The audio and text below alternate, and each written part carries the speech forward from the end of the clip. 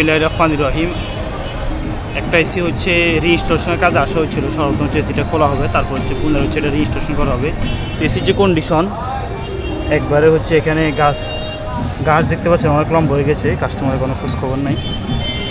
আর wrapping টাইপের যে অবস্থা, পাশে আরেকটা হচ্ছে এসি, এটার কন্ডিশন এখানে এভাবে। একসময় কী হয়, এই গাছপালাগুলো হচ্ছে গাছগুলো হচ্ছে এসি যে ফ্যান মোটর আছে আউটডোরে, সেখানে হচ্ছে প্রবেশ করে, তারপর হচ্ছে আস্তে আস্তে হচ্ছে এটার মধ্যে হচ্ছে ফাঁকা জায়গা যখন চলে তখন হচ্ছে এটার মধ্যে এটা বাজে, এতে হচ্ছে দুর্ঘটনা একটা ঘটার সম্ভাবনা থাকে। তো আমরা যারা এসি ব্যবহার করি গাফলতি না করাই উত্তম।